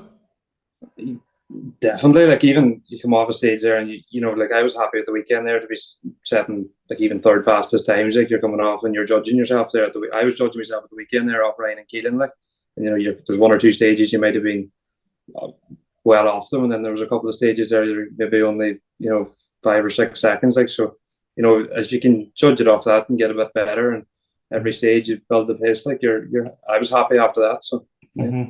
Yeah, and like Ryan, we've spoke a couple of times now before. Like you want to progress and make get better and better and better, and like whenever you have guys nipping at you and taking a tenth off you, and you're taking a tenth off them, like you have to keep digging into yourself and finding more and more and more. Like even like you said you're now writing your own notes. Does that make a difference? I definitely. Kevin, it was a big learning curve, like, to do that in Galway, with so many surface changes and slippy and grippy in places. Like, it's hard. You nearly had to go looking for the grip the last day when you were braking. I suppose I was kind of struggling a wee bit with it to get the grips with it at the start. But as the weekend went on, you were learning all the time. And as you said there, like, everyone in the class is definitely up to pace. Like, I know my pace is definitely up anyway from Clare, 100%. Like, so that's what you want, and that's where it needs to be. So everyone needs to be driving everybody on, and I'm sure now going to West Cork, it's going to be no different. Yeah, and even before you get to West Cork, I heard you saying yesterday you talked last year about trying out the gravel. Like, is that something that you're looking forward to as well? Yeah, definitely. Actually, was working at the car there today to get it converted over to gravel. So we're going to go to O'Connell's testing maybe next weekend before the rally in Killarney. I'm thinking of doing Killarney and 5 Mile Town, and then going to West Cork. So yeah, we'll see. I'd say I'll get an eye opener now in Killarney, but yeah, sure, we'll know where we're at least. Yeah, and like Keelan, you only really sampled gravel rallying for the first time last year. Like it is a steep learning curve to come from the tower onto the gravel. It is, yeah. I've probably done maybe 4 or 5 now at this stage, but it's just as competitive on the gravel as it is on the tear in the Rally 4 class. There's so many, and you never know who's gonna be quick on one rally to the next. Like, it can change so much. But no, I enjoyed the gravel now. It's good fun, and we're doing Killarney as well in 2 weeks' time, I think it is. So I'm looking forward now to seeing how Ryan gets on. Excellent. And like Joe, like you've signed up to the Salantis Cup, and there's rounds of it on the gravel as well. Would Killarney be something that be in your sights as well to get the gravel experience built back up again? No, them 2 boys sound a bit more organised than me now.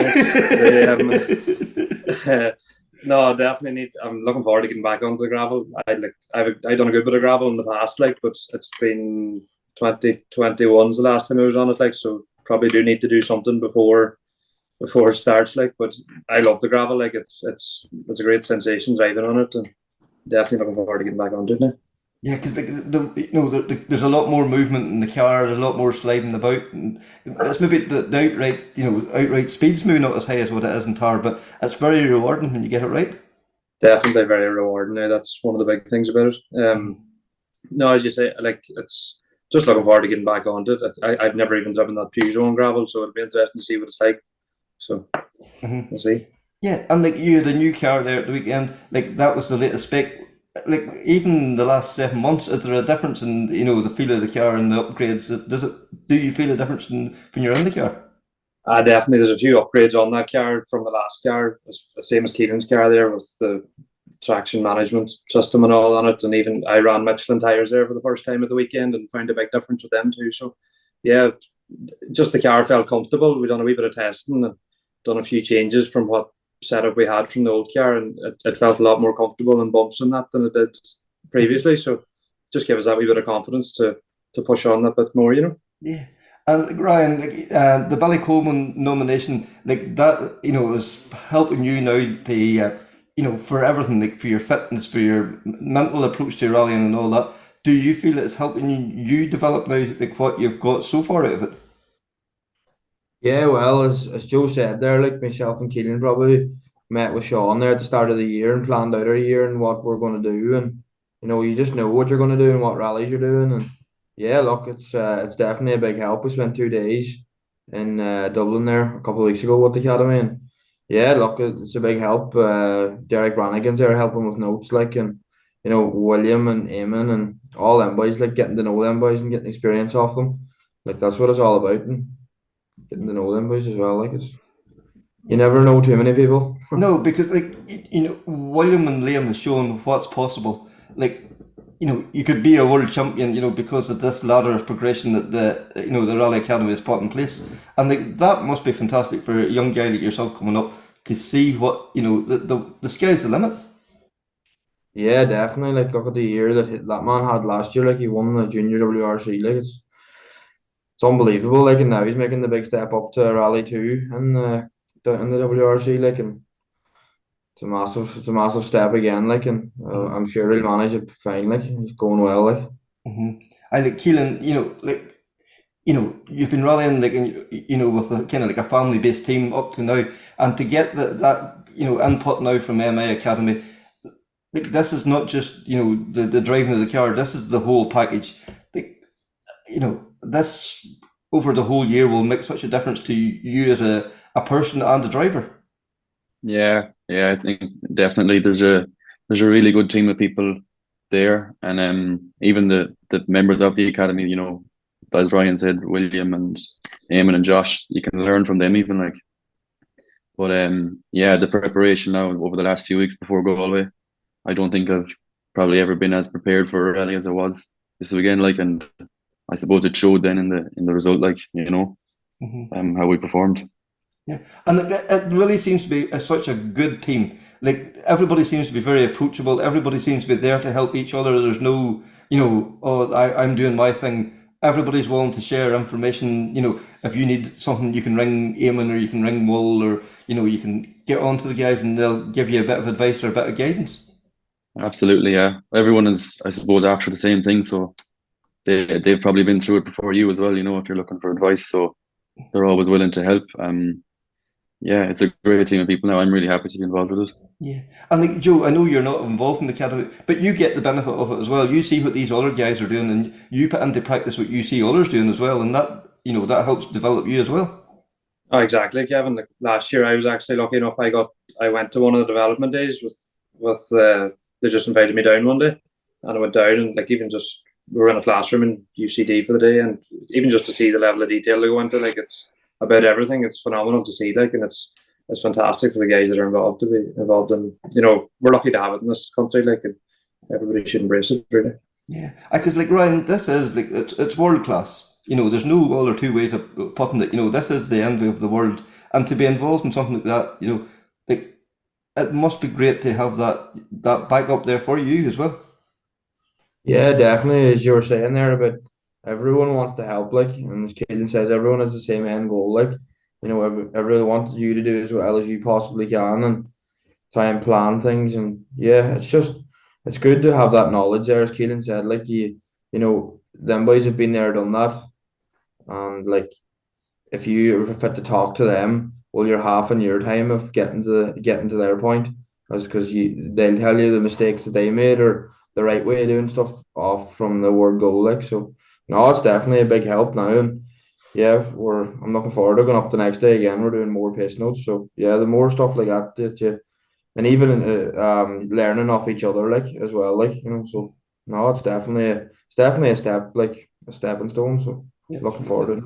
yeah, and like you know, coming away from the weekend, like I know you haven't signed, you're not part of the Stellantis Cup, but like you know, with the Pirelli backing and all, you get not only won your class, you get a few pound. All them things make a huge difference for for you getting out rallying. Oh yeah, definitely. Like I'd be fairly close there with David Moynihan, like, and yeah, I can't thank him enough there for the weekend. Like I was even doing the rally, like, and he's still down helping me pick tires. Like a couple of times I was gonna stay on a wet, and he put me out on a slick, like, and only for him, like, I would have been left behind, like, so. No, I can't thank him enough, and yeah, €2,000 is a massive prize to get, like, and yeah, I'm sure it's not going to be easy to get it again. The Slantis Cup now starts in West Cork, and I'm sure Owen Lloyd will be over as well. So I'm sure he'll be no pushover. So yeah, these boys will be pushing hard, and yeah, we'll try and go and race them, and we'll give it our best shot anyway. But we'll see what happens. Yeah, and like you said there about Dave, like taking the time out, he's up there, and the top end, but still coming down and encouraging you to go brave with your tire choice and one thing and all. Like that's fantastic. And then whenever them tires work, it must be so rewarding for you as well. Then too, getting that buzz out of that. Geez, I listened to this man. This work. This is great. Yeah, definitely. I texted him after the first stage after service when he put me on the slicks. Thank you. So, I think he knew that it worked because yeah, the road was bone dry, like, and the muck was still there, but no tire works on the muck, like, so it's just kind of trying to understand that. But yeah, no, definitely, like, it was some weekend, and it could have went to anyone in the end up, like, and we were just lucky enough it went to us, like, but Keelan has beat me plenty of days in them battles, so I'll take this one. So. Yeah, Keelan, like, we'll talk a wee bit maybe about the Stellantis Cup. Like, this is like such a great initiative from Racing Rally to get the manufacturers involved, to get Michelin involved. Real top quality brands is involved in making this championship. It really is going to make a huge difference to Irish Rally, to British Rally as well. It's incredible, yeah, and fair play to Raymond Moore and Racing Rally for getting it going up and off the ground. Yeah, there should be a lot of interest in it. There was a lot of Peugeots in Galway anyway, and it's kicking off in West Cork now in a few weeks' time. So I think the pace is probably only going to keep building. Everyone's probably a little rusty on the first one in Galway, but once everyone gets a few miles into them, it'll take off again, and it'll just keep going and going, I'd say. And like Joe, you were the first guy to go down the Peugeot route here in Ireland. Like, to look around now and see the way it has developed, like, that must give you huge satisfaction that you were one of the first guys to make that jump. It does definitely, Kevin. It shows. It's definitely, like, I can't speak for the Fiesta because I've never driven it. We just jumped straight into the Peugeot, like. It's definitely a good car. Like, I love it. It's nice, even at the weekend there's a French guy there, we had a wee bit of bother on Saturday evening, and like straight away there was an engineer from Stellantis Motorsport over and was fit to find problems straight away on the laptop, like, so things like that there make a big difference, with a wee bit of support as well. So hopefully that'll carry on as well, things like that with the Stellantis Cup too, like. I think, Keelan, to be put in the shop window of a manufacturer, like, that has to help you develop, to be seen by the right people, I suppose, is the way of putting it. Yeah, they've really got a good thing going, I think, and it should give it's a good thing for Irish rallying in general, I think, and I think it was needed in a way. There wasn't much for young people, So I think a prize fund like this, on every rally will definitely motivate everyone, I think, to get into it and get going at it. Yeah, because over the last few years, Ireland has proved our drivers are as good and as capable as anybody in the world. And to be, yes, we're going to think, you do around the Rally Caradigan, as around the Stellantis Cup, around the ERC, to go and compete against, the cream of the young crews coming up through Europe. That must be something you must be really looking forward to. Yeah, definitely. Probably one of the most enjoyable ones, I'd say. I'm looking forward to anyway. But I will be interested to see now how everyone's pace is against the ERC regulars. But I guess we'll just have to go and find out. and Joe, to go there and compete, Caradigan, got rave reviews last year when it was around the BRC, and if it's even half as good a rally again this year, it will be epic. I actually went and done Caradigan 2 years ago now, and even that time it was a phenomenal good rally. It's everything, the way it was done, it's just fantastic. And it deserves every bit. It's the most deserving ERC rally out of any rally I've done probably. So it's probably the one I'm looking forward to the most is the whole ERC thing, and seeing what we're like against them, I suppose. Because there could be possibility of possibly nearly 30 Rally 4 cars starting that rally, and that's going to be massive. Yeah, and even the buzz that be about the town, the time we done it, they do a super special down along the promenade, and there'll be a whole buzz about the town, and it's fantastic. And the service park is in the heart of the town and everything, so it's a really nice rally to do, and really looking forward to it. So yeah. And I suppose we should maybe just touch back in Galway again. Ryan, the club put on a great rally there at the weekend.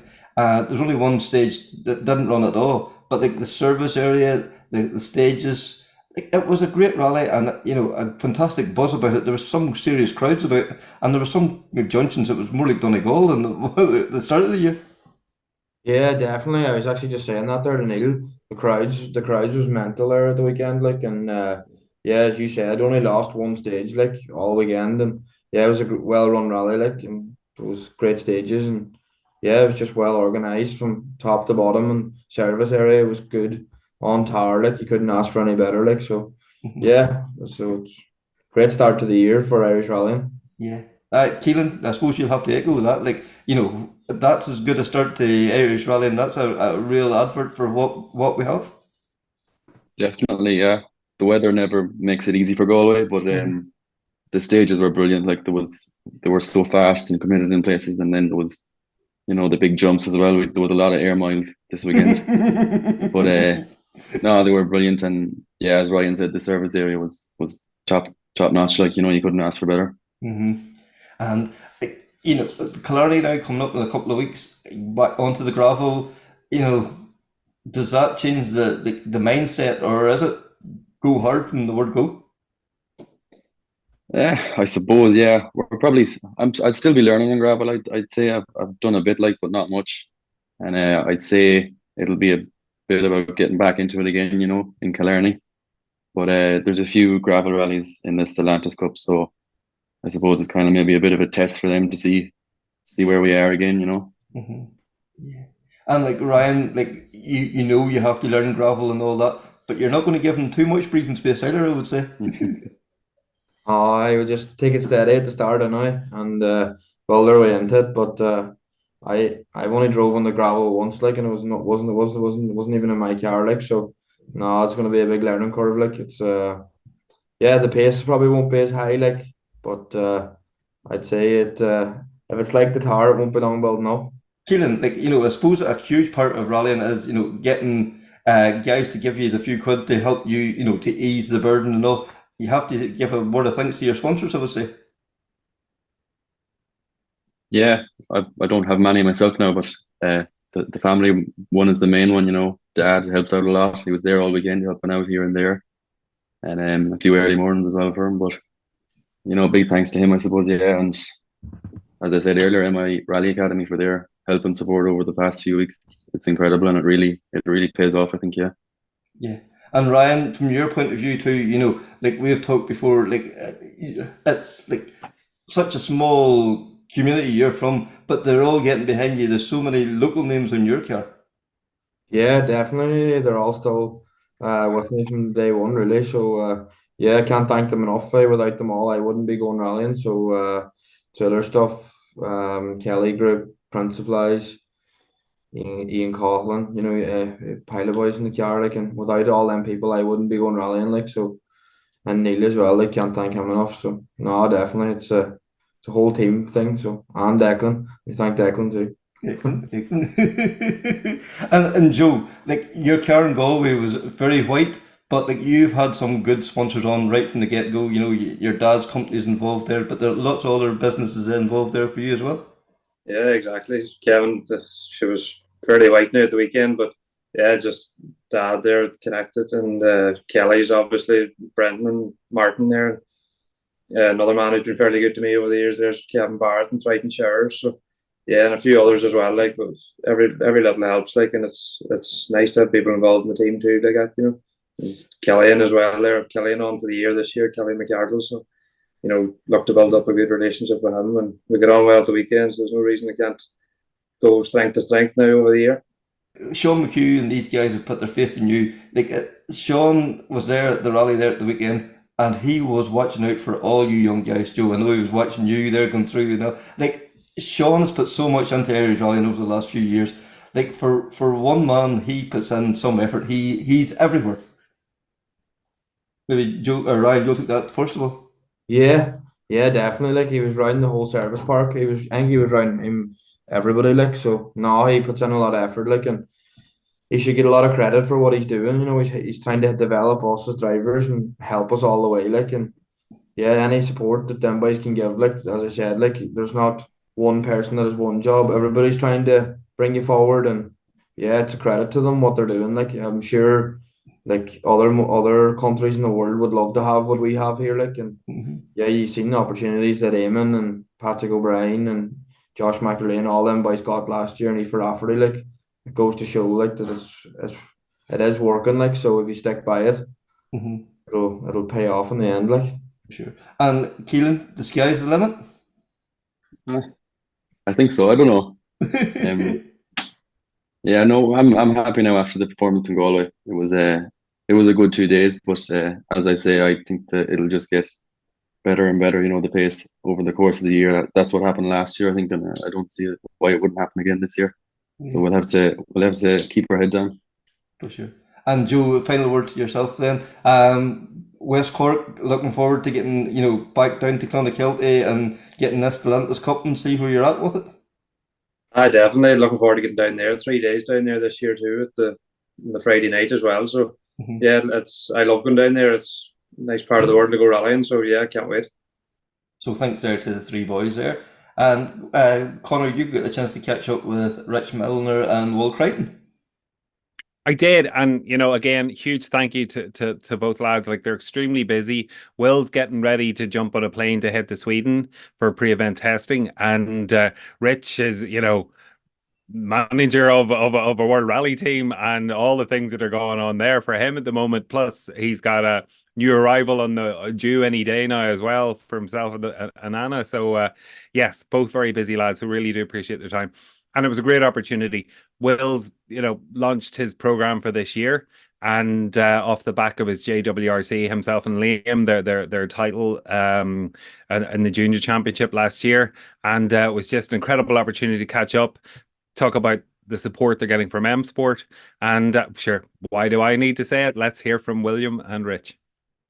So, William, yourself and Liam took the JWRC title last year, and this year you're taking the next step up. Yeah, it doesn't seem that long ago since we were in Greece, but yeah, obviously with the prize, we've got 4 rounds in the WRC2, and then with the support of the academy, we've bumped that up to a full season. So it's really exciting just to know that you've got a full championship there now to look forward to, and try and see what we can do. The competition is going to be very high, and we're just going to have to try and do our best to get to grips with the car. We've seen already this season what the Fiesta can do and the development over the last 12 months. So, I'm excited to be getting into, a good car and see what we can do. And Rich, certainly this isn't a works drive with M Sport or anything like that, but there is plenty of support there for William this year from yourselves. Yeah, I mean, a lot of people know M Sport's built around development of junior drivers, and that's worked very well for us in the past. And M Sport M Sport Poland has been successfully running JWRC for a number of years now. And part of that prize is to give people the opportunity to be kind of involved and immersed into the WRC team. So, there's no expectations on Will of what he should or must achieve this year, but there's opportunities to do as much as possible, and to be able to do a number of events with us and see that the level that we go to in order to give the information and try and do the best as possible to allow the crews to do as best they can, is a almost a once in a lifetime opportunity, but also why we give such a good prize to JWRC people, winners, so that going forward they know the level they probably need to get to in order to be successful and be a world champion in the long run. And like William's been working with yourselves for the last 3 years in the JWRC, so it must be very positive for yourselves to continue that relationship and to build on the work that you've already done together. Yeah, I mean, I've known Will for a number of years now, I guess, but not too not too much of a close kind of relationship as such. But it would be really good to have him and Liam into the team this year. I've known Liam for a longer time than Will. Starting back in Fiesta ST Trophy when I was looking after the championship and Liam was driving, which obviously didn't go as well as he'd hoped. So he's now jumped into the co-driver's seat. But I think he knows a lot of people within the team. It's always fun and nice to work with people that are just across the water, really. And it's easy to communicate and get everything across with English speaking crews and things. And I think it's a really nice way to do it. And it was great for Will to win the championship in the way that he did last year and have this opportunity. So it will be. I think it's a really nice way to start, and obviously he's got support to allow him to do a good number of events, which is great. And we just need to be consistent and build over the course of the year and look to try and improve event by event, really.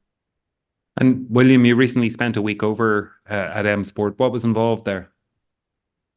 Yeah, well, like Rich said, for me to have the opportunity to, get the support of everyone at M Sport to work with a works team, it's sort of a pinch myself moment, and to spend a week over there last week just to get to know the guys that are working on my car and get to know the car itself. I did a bit of mechanical training, bit of tuition, getting my hands dirty. Hopefully we'll not need to put it to practice too many times this year, but these things you have to look at and I suppose think of the worst case scenario. But just setting that to the side just to meet the team, meet the engineers, get prepared for the first event in Sweden and see how M Sport work. I mean, they're a family business, which is, you don't get that so much at that level in the WRC. So that's something really nice to be a part of and meet all the team. And yeah, I got the opportunity to drive the Fiesta on the track. It was in gravel trim, but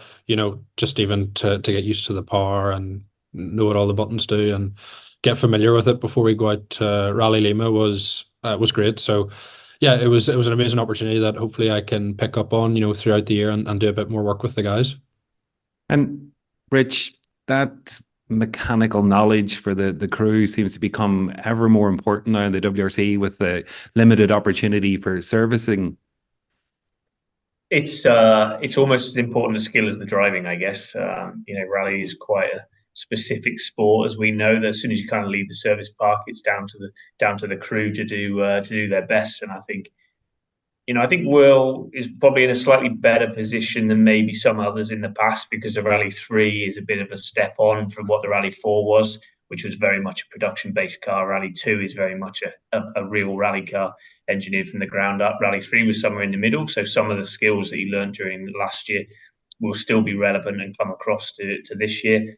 But it's, again, familiarising yourself with the different sensors, the different layouts, the different buttons, different procedures, and probably going to the next level of engineering support as well in terms of how much detail we go into everything to make it the best we possibly can. JWRC is very strong in its DNA that it's fair and across the board, everybody has the same options, which we limit to ensure that there isn't too much spread of people going in different directions, whereas Rally 2 allows us a bit more freedom. So there's a lot of skills that both Will and Liam probably need to pick up, but there's a lot of things that are quite simple and straightforward, but learning them here away from the events is key. You know, things like driving the car, just getting used to how it feels and getting used to seating position and making sure that when you jump into the first event, which is going to be this small rally in Sweden the weekend, and you know, a lot of the initial concern is gone, so we can just concentrate on getting mileage on snow in order to be best prepared for Sweden. And then we try and do the same as we go through the year, you know, on the gravel and the tarmac events. Just get Will here to do his shakedown if he's available and possible. Again, just taking away that initial little bit of preparation that we can do here in the UK to give the best opportunities. And Rich, must be a huge logistical challenge for Sweden. You've 19 JWRC crews, you've got the Rally 1 crews, you've got the WRC 2 crews. Like that's an awful lot for a small team. Yeah, I mean, luckily the main headache is not mine. The JWRC headache is certainly in Maciek Woda's kind of mind. But I think it only goes to show the popularity and the success of both the championship, how Maciek runs it and M Sport Poland run it, but also the success of the car. You know, I was lucky enough to drive the car last year in Norway, actually with myself, Maciek, Malcolm, a couple of people from WRC Promoter, and you know, Craig was there with us, so that was a really nice memory that I'll have. And you know, it was such a fantastic car to drive, having never driven on snow either. I was definitely faster than Malcolm and Maciek, so that made my day as well. But it just goes to show what you can do with a car like that. And you know, the numbers that we're getting now, the 19 is the most we've ever had, I think, and that is a huge logistical challenge for him. And we were only speaking to him the other day about how he's going to have to do a couple of shuttle runs with trucks to go and get them all, because to get them all into Sweden to the rally. But from an M Sport UK side of things, relatively small team for Sweden, just the 2 Rally 1s and William, which we'd always like more cars, but we've got to respect the resource that we have available. And I think you can be the most efficient and get the best results by working at a sensible scale. So a relatively small team, but we took a small team to Monte Carlo and we had a very successful rally, in my opinion. So having a smaller team also means a bit more opportunity for William to get, you know, really involved with the people that are there and get to know the team very well and build his relationships with them over the course of the rally.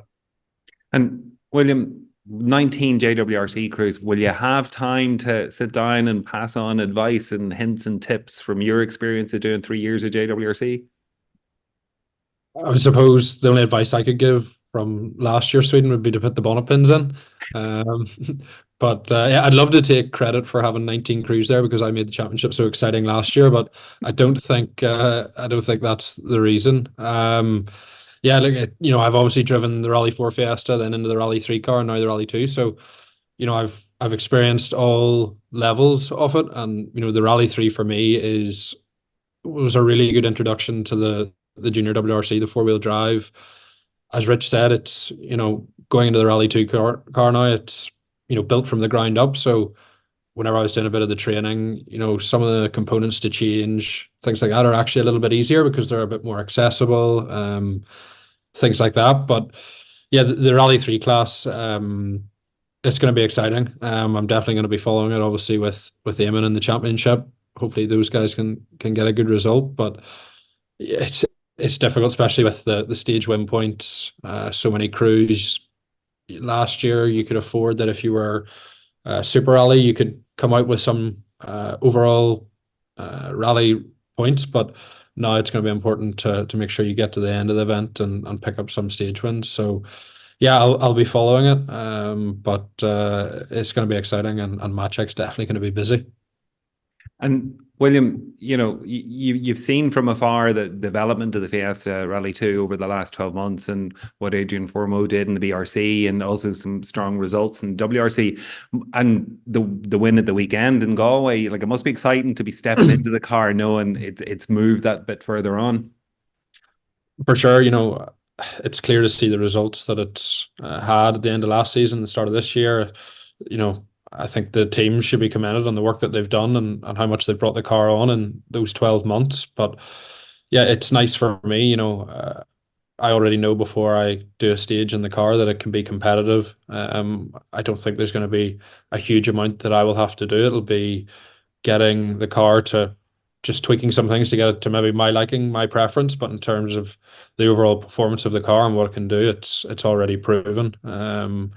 Even in Galway at the start of this year, Keith has won, and I think the Rally 3 class was won by Brendan and the Rally 4 class by Ryan McHugh. So Fiesta's on the top of everything, which was good to see as well. But yeah, as I say, it's nice to see that Gregor had results at the end of last year, and Adrian obviously all year in the BRC and WRC too. So that's very positive from my side. And Rich, was it all eyes on Galway at the weekend for yourself? Were you keeping an eye on what was going on? Like, it must be exciting for M Sport. You've two strong Irish Tarmac Rally Championship contenders, both ex-British Rally champions in Keith Cronin and Matt Edwards, both competing this year on the Irish Tarmac Championship. I certainly had my phone on EWRC quite a bit. I got told off a few times for looking at my phone too much at the weekend. But had a bit of a sinking feeling at about stage 2 where Matt disappeared and Keith was 50 seconds down. But luckily it all righted itself in terms of Keith's performance. And, I sent Keith a message after the rally, but typical Keith, it was a one-word answer, just thanks. But, it was fantastic to see the result, really, considering Keith hadn't been out for a while, really. But I think there's always, whatever we do, we always lose when you put someone like Adrian in the car, because you can win the rallies and then you get told A, it's a works car you can't get, or B, it's because of Adrian. Neither being true. Adrian certainly did some great performances, and as a team we put a lot into developing the car. But it's the same cars that we generally sell and that Will will be using and that Keith was using. And, it's great to see that. We even had a Fiesta 123 on one of the stages at the back end of the rally. Just goes to show what we've done. And I think we knew we were never too far away. And this cooling package upgrade was the kind of final piece of the puzzle to bring on in line with some of the aero work we've done, the diff ramps, done some software stuff. We've done some updates on dampers, especially for places like Ireland. So, we're very happy with what's happened there. And unfortunately, the WRC2 driver market has become very, very competitive this year with a good number of the top guys being on paid drives or, heavily subsidized as in free drives. And that's difficult for us to match because the funding we receive is in a different way to say maybe some of the other manufacturers. So it's hard for us just to pay or to give free drives to people. So we've decided to step back from WRC2 at the moment and concentrate on supporting our customers within national championships. I think the feedback and stuff we've seen since Keith won in Galway shows that kind of support as well is just as important and works just as well. And I really hope it's the start of many national wins. And look forward to see what happens there. Looks like the British Championship will be strong, which will be great as well. It's still a very exciting season to go. And we saw there recently where there's a prize fund introduced for the Citroen C3. Is that something that might be considered to encourage more Fiestas, or? I don't think we would be necessarily going along the lines of the monetary value for the parts. I'm a little bit on the fence as to how that really works. Unfortunately, motorsport isn't cheap, and I know the value of purchasing and using a Rally 2 is not the cheapest. So to consider making all your decisions on what car you use based on a couple of €1,000 voucher, I think that's probably an irrelevant, sometimes can be an irrelevant prize considering the amount of money you're spending to go and do it anyway. I think an M Sport perspective is more to look to try and find a way that we could offer a prize that will help develop and bring someone further on. So whether it's supporting them in terms of engineering support, or maybe a drive doing something else, or opportunity to go and do something within a European or a World Championship, or whatever. I think unfortunately our position to help people within national championships is somewhat limited, but I think Malcolm's always been very keen on people that maybe win their national championships in one of our cars. It's our advantage, and we should be offering some support and giving opportunities to these people. They've used our products. they've supported us. What can we do to support them in a different way that's helped them furthering their career? So I think it's something we won't be coming out with next week to say this is our plan for every national championship, but people are doing very well. We will make sure we help them in the best way possible to either win the championship or further themselves at the end of the year. And I suppose testament to that is William here. When you know that prize fund for JWRC for paid drives, like it is a phenomenal boost or step up the ladder to the next rung. Yeah, I mean, anyone that prices up a cost to go and do a WRC2 event will know what it costs, and you know, it's not a cheap experiment. So to give the opportunity of 4 rallies is a fairly substantial investment from M Sport to do that. But again, it's because we wouldn't be doing it if it was purely business sense, because it doesn't make any sense. But Malcolm has always been keen to develop and allow people the opportunity to progress themselves. And like I say, their loyalty to using our car within JWRC is paid back by Malcolm through the prize fund. And you know, when you have the support of Pirelli and the events for free entries and you know, the FIA for helping and the fuels and everything, you know, everybody wants to develop the next talent pool, and it's something that the WRC gets a hard time over at the moment. It's the number of drivers we have. So we've got to look at every way of doing it, and every stakeholder plays their part in it. So our part is to help provide the car and the people to go and do it. The other stakeholders are providing the tyres, for example. So we've got to work together on this. So I think it benefits everybody, but it is a great opportunity for Will and Liam. And William, WRC2 is that's just purely the focus this year? Get yourself through it, or are you aiming higher than that at the moment? Yeah, at the minute, that's the WRC2 is our main focus. I guess we need to get experience in the Rally 2 category and try and, you know, get that as quickly as we can, so that we can then try to be competitive. So I think it's nice that we can go and do this little national event in Lima to get a few kilometers in the car and just make that transition into Rally 2 category. And I think, you know, if we can get comfortable, then, you know, then we can start to look at times and try and get results. But, you know, that's maybe going to take a couple of rallies until we get to that stage. But as I say, you know, the car has proven what it can do. So I think it's down to me getting the experience and trying to get as comfortable as I can in the car and get into a rhythm, and then see where we can go from there and build on that. So Connor, like us two boys here sitting talking nonsense for a polite way of putting it, like getting an opportunity to speak, you know, to the guys from the winners from Galway, the 2-wheel drive, you know, the young guys, and then, you know, Wal Creighton, who's embarking on his, you know, his WRC campaign, and then a team principal. You know, how did this happen? Gavin, I you know, when we go, we have these mad ideas and we go off, you know, looking to speak to people, and nobody says no to us. And it's all a bit crazy, to be honest, but it's fantastic. Like, at the end of the day, this was what the idea behind the podcast.